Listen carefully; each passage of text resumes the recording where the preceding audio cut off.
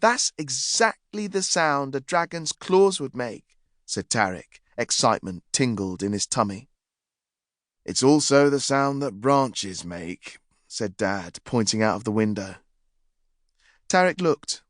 They were deep inside the forest now, surrounded by trees, and branches were scraping along the side of the car.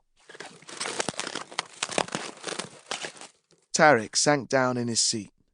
He'd been so sure this time. "Don't worry," Mum said. "There'll be so many exciting things at the campsite." Tarek sighed. Maybe his family was right. He did have a very big imagination. Then, just as he was closing his eyes to sleep, there was a loud pop and the car wobbled.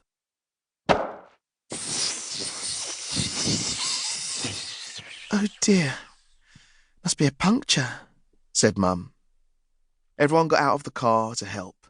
When Dad opened the boot to get the spare tyre, they all gasped.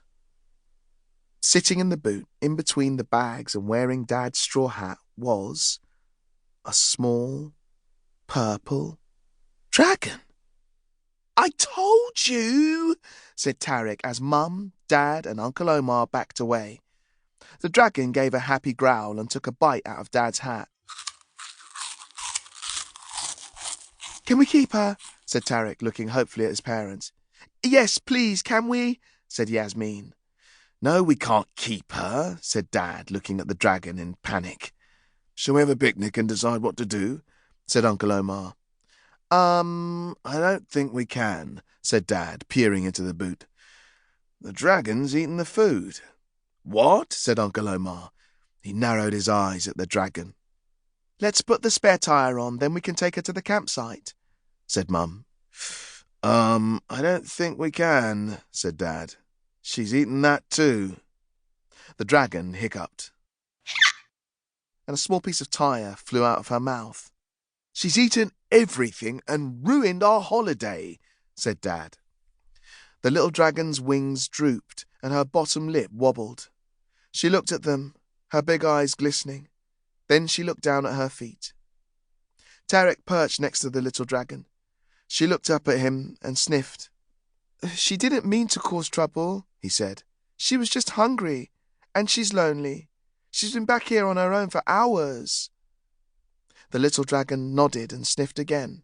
Mum and Dad looked at each other. "I think you're right, Tarek," said Dad. "I'm sorry. I just really liked that hat." "And look," said Uncle Omar, "she didn't eat everything." He reached into his pocket and pulled out a bag of marshmallows. Everyone cheered. The dragon gave a very cheery growl. Uncle Omar held out a marshmallow. The little dragon opened her mouth wide and did a massive burp. A jet of fire shot out of her mouth, and everyone shrieked. Tarek jumped back from the car and covered his eyes. Then he slowly uncovered them. His uncle was holding a perfectly toasted marshmallow. And so, while they waited for the breakdown people to arrive with another tyre, Tarek and his family started their camping holiday early with some toasted marshmallows. Tarek looked at his new dragon friend and grinned. "At least we won't have any problems starting the campfire," he said.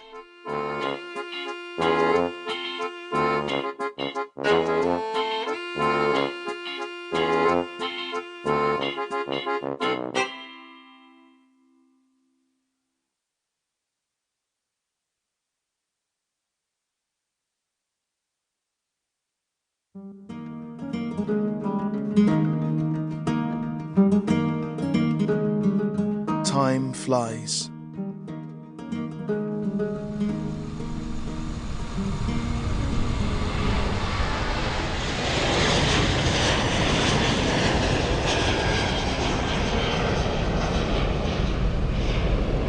Franny watched as the huge aeroplane lifted off the runway into the air. She was standing by a big glass window in the airport. Franny had never been on a plane before, or seen one so close in real life. "Whoa," said Franny's stepsister, Ruby, from behind her. Ruby was the same age as Franny, and Franny saw her every 2 weeks when she stayed with